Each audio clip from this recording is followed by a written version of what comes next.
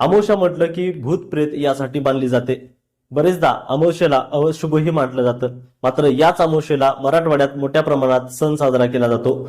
लातूर, धाराशिव आणि सोलापूर या जिल्ह्यांमध्ये हा उत्सव मार्गशीर्ष अमावस्येला साजरा केला जातो। नेमका या अमावस्येच्या दिवशी कोणता सण साजरा केला जातो याबद्दल मी तुम्हाला सांगणार आहे। नमस्कार, मी सुनील आणि तुम्ही पाहतायत एकमत डिजिटल। पेरणीनंतर येणाऱ्या 7व्या अमावस्येला हा सण होतो। या दिवशी मातीची लक्ष्मीची मूर्ती तयार केली जाते। गावातील थोर लहान शेतात गोळा होतात आणि काळ्या आईची पूजा करतात। तिला गोडधोड्याचा नैवेद्य दाखवतात आणि वनभोजनाचा आनंद लुटतात। आजच्या दिवशी शेतातील पांडवांना नवा रंग दिला जातो। तसेच रब्बी हंगामातील गहू, हरभरा, ज्वारी, करडई, सूर्यफूल आदी पिकास चर शिंपून रब्बीचा हंगाम चांगला होऊ दे अशी देवाकडे प्रार्थना केली जाते। मूळ कर्नाटकी असणारा हा सण महाराष्ट्रात धाराशिव, लातूर, सोलापूर आणि परळीचा उर्वरित भागामध्ये साजरा केला जातो। मार्गशीर्ष अमावस्येला हा उत्सव साजरा केला जातो, तर शहरी भागातील लोकांसाठी हा सण म्हणजे पर्वणीच असते।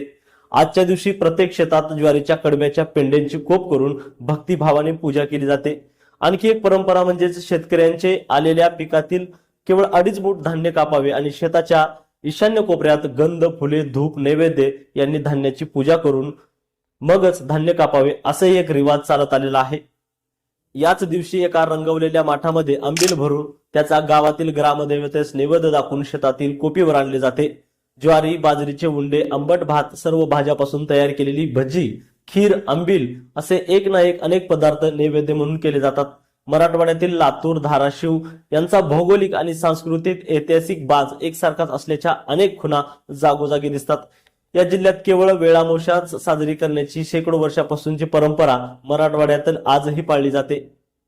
कोणत्याही पुराणात किंवा इतिहासात नसलेला मात्र शेकडो वर्ष जुना सण म्हणजेच वेळामोशा। या सणाला हिरवाईचा अपूर्ण सोहळा असंही म्हटलं जातं। दरवर्षी या सणाची घरोघरी जय्यत तयारी केली जाते। 20 ते 25 लोक जेवतील एवढा स्वयंपाक वाजत गाजत घरातून डोक्यावर घेऊन शेतात जातात। तेथील शेताची पूजा केली जाते आणि त्यानंतर सर्वजण जेवण करतात। बनवलेल्या सर्व पदार्थांचा प्रसाद म्हणून व वनभोजनाच्या स्वरूपात आस्वाद घेतला जातो। या सणानिमित्तानं एकमेकांना जेवण्यासाठी आमंत्रणे दिली जातात। ज्यांना शेती नाही अशांना आवर्जून जेवायला शेतात बोलवले जाते। शहरी भागातील लोकांसाठी हा सण म्हणजेच पर्वणी असतो। या दिवशी लातूर शहरात अघोषित संचारबंदी असते। शहरे ओस पडलेली आणि खेडी माणसाने आनंदाने हर्षोल्लासित झालेली असतात। तर संध्याकाळी ज्वारीच्या पेंडीचा टेंबा करून रब्बीचा गहू हरभऱ्याच्या वावराला ओवाळून काढण्याची प्रथा आणि त्यानंतर टेंबा मिरवत जाऊन गावातील मंदिराच्या समोर टाकायचा आणि मोठी आग करून शमली की तिच्या राखेतून विस्तव असतानाच ती ठोकरून घरी यायची परंपरा आहे। रब्बीचा हंगाम चांगला होऊ दे अशी देवाकडे प्रार्थना केली जाते। आयुर्वेदानुसार हिवाळा या ऋतूत घेतला जाणारा आहार शरीरास पोषक असतो। या दिवसात फळे आणि पालेभाज्या खाण्याचा सल्ला दिला जातो। या ऋतूत प्रचंड भूकही लागते, तसेच पचन संस्थाही चांगली राहते। शरीर कोरडं आणि वृक्ष पडू नये यासाठी अनेकदा शिग्न पदार्थाची आवश्यकता असते। त्यामुळेच वेळामोशेला बाजरीची भाकरी आणि गरम पदार्थाच्या घरोघरी मेजवानी असते। 2025 या वर्षातील शेवटची अमावस्या आहे। या काळात रंगीत फुलांच्या मुकुटासह नटलेला करडा, कापणीला आलेली तूर आणि परिपक्व होऊ लागलेला हरभरा, हवेच्या तालावर नाचणारा गहू आणि पाखरांना खुडवणारी ज्वारी असा चोहीकोड दिसणारा हिरवागार आणि प्रसन्न निसर्ग असतो।